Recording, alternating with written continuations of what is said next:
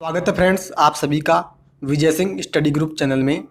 मैं विजय सिंह और फ्रेंड्स लक्ष्मीकांत की पॉलिटी की सीरीज़ में आप सभी का स्वागत है। ठीक है, हमारी जो है लक्ष्मीकांत की पॉलिटी कंप्लीट चल रही है। ठीक है, जो इंडियन पॉलिटी जो आती है, ठीक है, जो भारत की राज्य व्यवस्था है, जितने भी क्वेश्चन पूछे जाते हैं, चाहे कोई सा भी एग्जाम क्यों न ले लें हम भारत का, ठीक है, तो वो जो पॉलिटी आती है वो सभी पॉलिटी मैं कंप्लीट करवा रहा हूँ मेरे चैनल पर।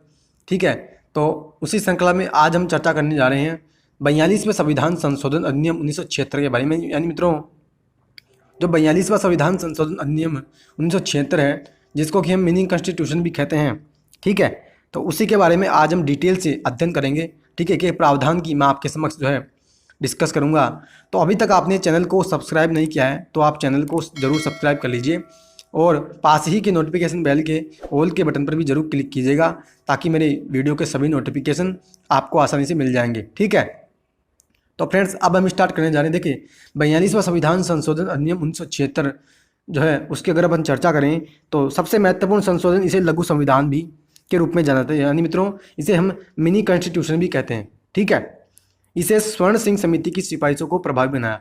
यानी मित्रों, इससे जो है स्वर्ण सिंह समिति की सिफारिशों को हमने प्रभावी बनाया था। और मित्रों, आपको पता हो तो स्वर्ण सिंह समिति किसके लिए गठित हुई थी, तो आपको मैं बता दूं मित्रों, ये गठित हुई थी जो हमारे फंडामेंटल ड्यूटीज है, ठीक है, जो मूल कर्तव्य है हमारे, ठीक है, जो 11 हमारे मूल कर्तव्य हैं, उन मूल कर्तव्यों को लागू करने के लिए हमने जो है, यानी कि मूल कर्तव्यों पर सिफारिश दी थी किसने, स्वर्ण सिंह समिति ने। और इसके अलावा 1919 में, यानी जो 1999 के अंदर एक समिति और गठित की थी हमने, कौन सी, वर्मा समिति, तो वो भी मित्रों मूल अधिकारों से संबंधित ही समिति थी। तो ये बात ये कहना चाह रहे हैं कि हमने जो है स्वर्ण सिंह समिति को सिफारिशों को लागू करने के लिए 42वां संविधान संशोधन अधिनियम जो है हम लेकर के आए थे।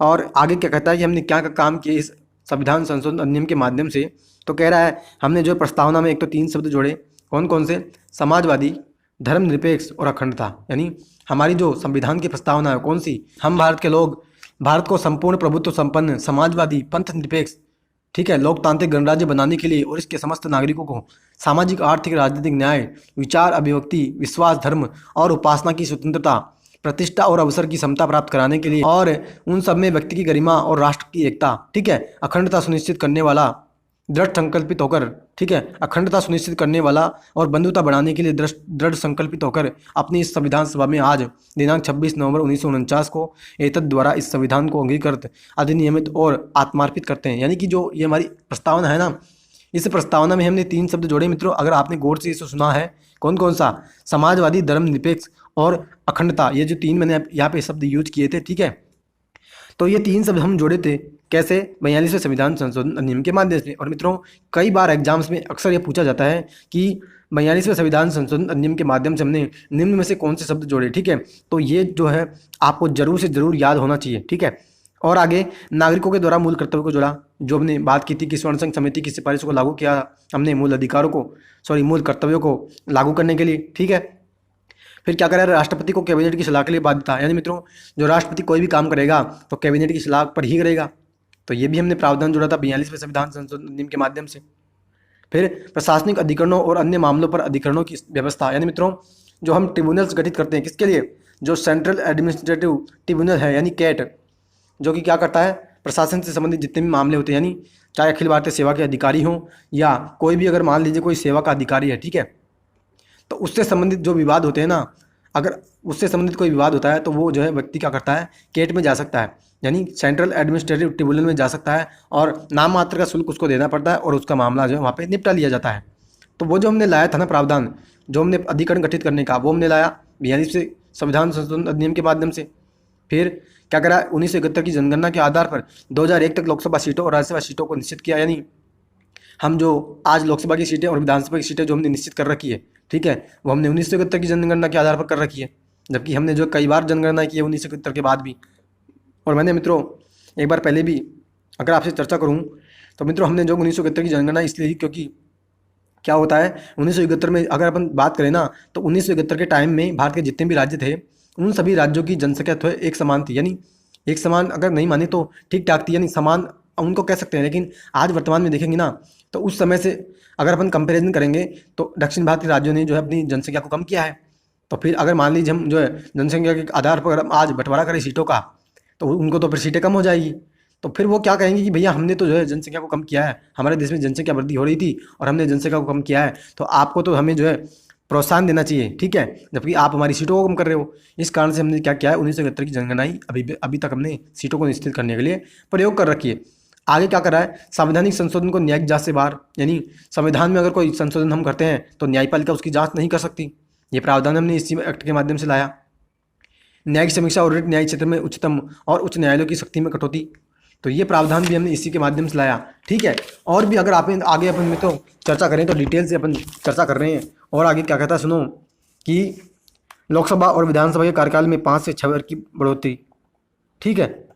और निदेशक तत्वों के कार्यान्वयन हेतु बनाई गई विधियों को न्यायालय के द्वारा इस आधार पर अवैध घोषित नहीं किया जा सकता कि ये कुछ मूल अधिकारों का उल्लंघन है। तो मित्रों, निदेशक तत्वों को कार्यान्वयन के लिए हम जो कोई अगर कानून बनाएंगे, ठीक है, तो कोई न्यायपालिका यह नहीं कह सकती और उस कानून को जो है वो इलीगल इस कारण से नहीं घोषित कर सकती कि आपने जो मूल अधिकार का उल्लंघन किया है।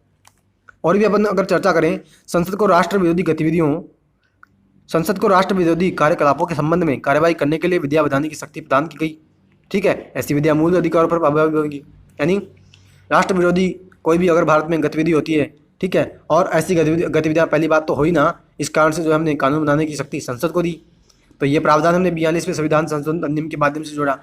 आगे हम चर्चा करें, 3 नए निदेशक तत्व भी हमने जोड़े, समान न्याय और निःशुल्क विधिक सहायता, यानी जो अनुच्छेद 39 से की हम बात करते हैं, ठीक है, अनुच्छेद 39 और अनुच्छेद 39 से 43 से और 48 से, ठीक है, ये प्रावधान हमने जो है 42वें संविधान संशोधन अधिनियम के माध्यम से जोड़े थे। उद्योगों के प्रबंधन में कामगारों की हिस्सेदारी और पर्यावरण संरक्षण, वन्य जीवों की सुरक्षा, ठीक है। तो ये मैंने अभी आपसे चर्चा की, अनुच्छेद 39 से 43 और 48 से ये हमने जोड़े संविधान में 42वें संविधान संशोधन अधिनियम के माध्यम से। फिर आगे क्या कहता है, भारत के किसी एक भाग में राष्ट्रीय आपदा की घोषणा अगर करते हैं तो ये प्रावधान भी हमने इसी के माध्यम से जोड़ा था, यानी किसी एक भाग पर हम राष्ट्रीय आपदा की घोषणा कर सकते हैं। और राज्य में राष्ट्रपति शासन के दौरान कार्यकाल में एक बार में 6 माह से अधिक की 1 साल तक बढ़ोतरी, यानी राष्ट्रपति शासन के दौरान जो हम कार्यकाल होता है उसको एक बार में हम 6 माह से अधिक 1 साल तक बढ़ोतरी जो है उसको हमने प्रावधान लाया इसी के माध्यम से, ठीक है। और केंद्र को किसी राज्य में कानून और व्यवस्था बनाए रखने के लिए सैन्य बल भेजने की शक्ति दी, यानी राज्य में केंद्र जो है, यानी अगर मान लीजिए किसी राज्य में दंगा फसाद ज़्यादा हो रहे हैं तो केंद्र जो है उस राज्य में सैन्य बल यानी मिलिट्री को भेज सकता है। तो ये प्रावधान भी हमने इसी के माध्यम से जुड़ा। आगे हम चर्चा करें तो क्या करा, 5 विषयों का राज्य सूची से समर्थित सूची में हमने डाला था, यानी 5 विषय हमने राज्य सूची से समर्थित सूची में डाले थे। कौन कौन? शिक्षा, वन, न्याय का प्रशासन, वन और वन्य जीवों का संरक्षण और नाप और तौल, यानी ये 5 विषय ऐसे थे कि हमने जो है राज्य सूची से समर्थित सूची में डाला था ताकि केंद्र भी इस पर कानून बना सके। और संसद और विधानमंडल में कोरम की आवश्यकता की समाप्ति, ठीक है, ये प्रावधान हमने इसमें जोड़ा। और संसद को यह निर्णय लेने में शक्ति प्रदान की कि समय समय पर अपने सदस्यों और समितियों के अधिकार और विशेषाधिकार को निर्धारण करे। और अखिल भारतीय विधिक सेवा के निर्माण की व्यवस्था यानी ऑल इंडिया लॉ सर्विस भी हमने बनाई, यानी ऑल इंडिया लॉ सर्विस बनाने के लिए हमने कोई व्यवस्था की। तो ये प्रावधान हमने 42वें संविधान संशोधन अधिनियम के माध्यम से जोड़ा। और सिविल सेवकों को दूसरे चरण पर जांच के उपरांत प्रतिवेदन के अधिकार को समाप्त कर अनुशासनात्मक कार्रवाई को छोटा किया गया, ठीक है। ठीक है फ्रेंड्स, तो ये हमने चर्चा की आज 42वें संविधान संशोधन अधिनियम 1976 की, जिसको कि हम मिनी कॉन्स्टिट्यूशन भी कहते हैं, क्योंकि इसके माध्यम से हमने बहुत से जो संविधान में प्रावधान किए थे, ठीक है। आशा करता हूँ आज का लेक्चर आपको बहुत अच्छा लगा होगा। आप अपनी प्रतिक्रिया कमेंट बॉक्स में जरूर दीजिएगा, ठीक है। और मित्रों, मेरी लक्ष्मीकांत की कंप्लीट पॉलिटी चल रही है, ठीक है, यानी भारत की जो इंडियन पॉलिटी है, भारत की जो राज व्यवस्था है, चाहे राष्ट्रपति शासन हो या जितनी भी भारत की जो इंडियन पॉलिटी है वो मैं कंप्लीट करवा रहा हूँ चैनल पर, ठीक है। और मित्रों, आप विश्वास करोगे, आप एक बार चैनल पर जाके देखिए, ठीक है, लेक्चर सुनिए, आप विश्वास करने पर मजबूर हो जाओगे कि एक एक प्रावधान पर मैंने इतना डिटेल से अध्ययन किया है, ठीक है, इतना डिटेल से मैंने आपको समझाया है और भरपूर प्रयत्न किया है मैंने आसान से आसान शब्दों में समझाने का, ठीक है। तो आप एक बार जाकर के देखिए, ठीक है। और मित्रों, वीडियो को जो है इस वीडियो को शेयर भी कीजिएगा ताकि 42वें संविधान संशोधन अधिनियम में कौन कौन से मुख्य प्रावधान किए गए थे वो सभी जो है स्टूडेंट आपके, ठीक है, जितने भी आपके जो स्टूडेंट सर्कल है वो जान सके। तो फ्रेंड्स, अब हम मिलेंगे अगले लेक्चर में, तब तक के लिए हैव अ नाइस डे। जय हिंद, जय भारत, वंदे मातरम।